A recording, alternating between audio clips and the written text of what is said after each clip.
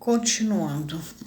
Ora, o analista apodera-se desse poder discricionário, quer dizer, dependente de uma autoridade competente, do ouvinte, para elevá-lo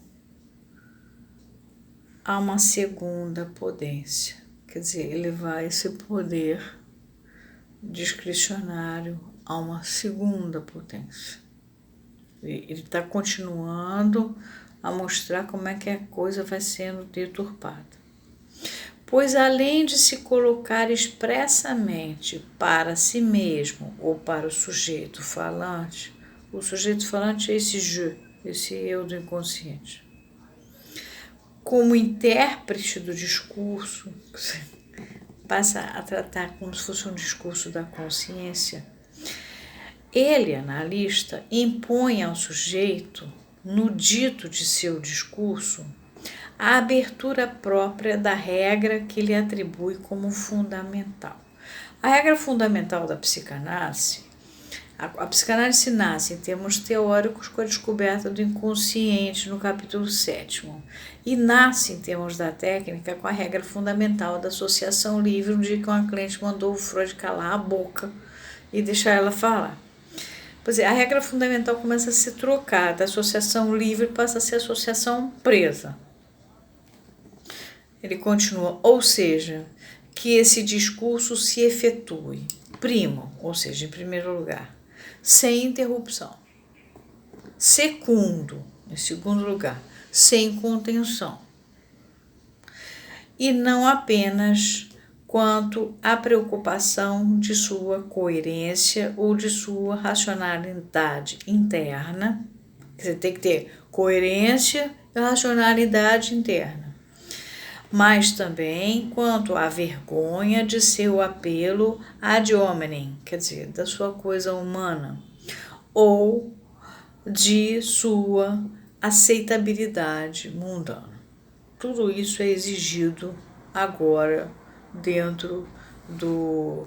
Eu vi gente perguntar para o paciente, vou chamar de paciente porque a pessoa não sentia aquilo como analisante. Você tem relações sexuais com seu marido e você gosta de ter relações anais? Essas coisas não se perguntam, não tem intimidade para isso. Essas pessoas faziam essas coisas na minha época já de analista em formação. Não sei se ainda continuam a fazer essas loucuras. Assim, ele amplia a distância que coloca à sua mercê, à sua dependência, a sobredeterminação, a superênfase do sujeito na ambiguidade da fala constitutiva e do discurso constituído, como se esperasse que os extremos se tocassem por uma revelação que os confunde. Uma coisa é o discurso, é a fala constitutiva, é o que está vindo de dentro. Outra coisa é um discurso constituído. Ele quer juntar uma coisa com a outra. Isso vai dar paradoxo, não vai ter jeito. Mas essa conjunção não pode operar-se em razão do limite pouco marcado em que fica contida a pretensa associação livre, que aí já deixou de ser associação livre, através da qual a fala do sujeito é mantida nas formas sintáticas que a articulam, como o discurso na língua tanto empregada como ouvida pelo analista. Ou seja, fica na dependência de quê? Das formas sintáticas, ou seja, em conformidade com as regras da sintaxe, de um sistema de leis que permite estudar uma linguagem sobre o seu aspecto formal, sem referência à significação e ao uso que dela se faz. Quer dizer, a essas alturas a gente já está em plena psicologia da consciência. Então, e o resto, ato falho, o nonsense, questões como ne, avant qu'il ne vienne, né? Esses detalhes da língua que o Lacan é tão atento, isso aí corta. Por conseguinte, o analista detém toda a responsabilidade no sentido pesado que acabamos de definir a partir de sua posição de ouvinte. Uma ambiguidade sem rodeios, por estar a seu critério como intérprete, repercute numa intimação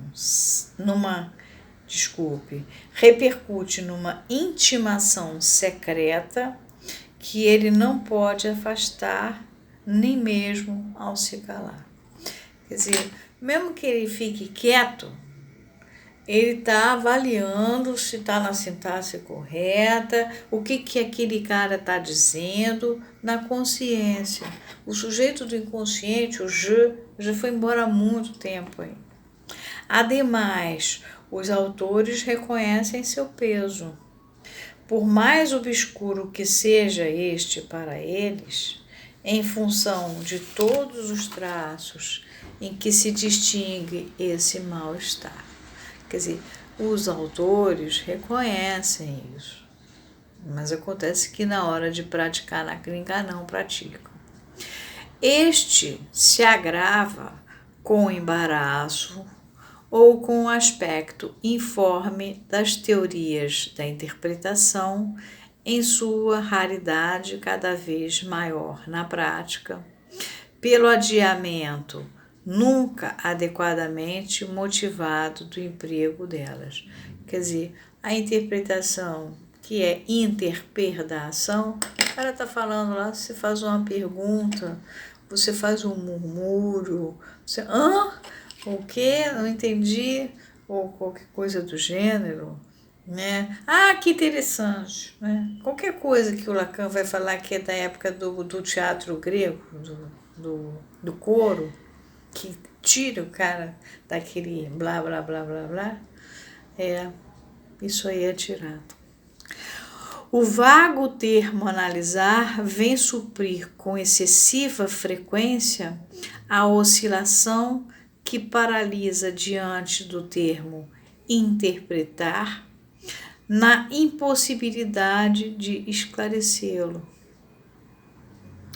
É bem de um efeito de fuga que se trata no pensamento do praticante. O praticante escapa dessa coisa que é independente, que causa mal-estar, que é o próprio inconsciente, que é o sujeito do inconsciente, falando. A falsa consistência da noção de contratransferência, esse termo não é do Freud, que era adotado pela IPA, pelos teóricos da teoria da técnica, mas não foi criado pelo Freud, foi criado por um outro didata lá. Sua popularidade, fica chique falar em contratransferência, e as fanfarronadas, Lacan é grosso aqui, é duro, que ela abriga, que essa contratransferência abriga, explicam-se por servir de álibi. Então, qualquer coisa que o analisante reage é por conta da contratransferência. O analista furta-se de considerar a ação que lhe compete na produção da verdade. E aí Lacan fala que aqui 3 parágrafos foram reescritos. Lembra que ele escreveu em 1943, depois que ele botou tudo que ele precisava para fora, ele reescreveu esse texto mais tarde, que foi publicado nos Écrits. Aqui, esse texto, ele reescreveu 3 parágrafos. A questão das variantes se esclareceria ao acompanharmos esse efeito, dessa vez diacronicamente, ou seja, de acordo com a evolução do tempo, numa história das variações do movimento psicanalítico. remetendo à sua raiz universal, isto é, a sua inserção na fala. Lembra que já na escola de Asclepio o cara dormia, sonhava e falava? Essa espécie de paródia, de imitação irônica, jocosa, para satirizar, de catolicismo em que essa questão ganha corpo. Aliás, não é preciso ser muito letrado para saber que as palavras-chave de que mais ciosamente se serve o homem real aqui evocado para ilustrar sua técnica, nem sempre são as que ele concebe com mais clareza.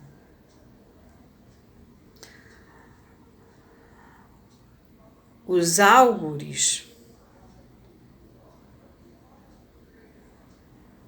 ou seja, os que estão em todos os lugares, enrubesceriam de tanto atormentar uns aos outros a respeito delas, e não acham ruim que o pudor de seus caçulas, que a vergonha dos novos analistas, por se estender aos mais novatos através de um paradoxo explicável pelas modalidades que atualmente lhes favorecem a formação, poupe-os dessa prova.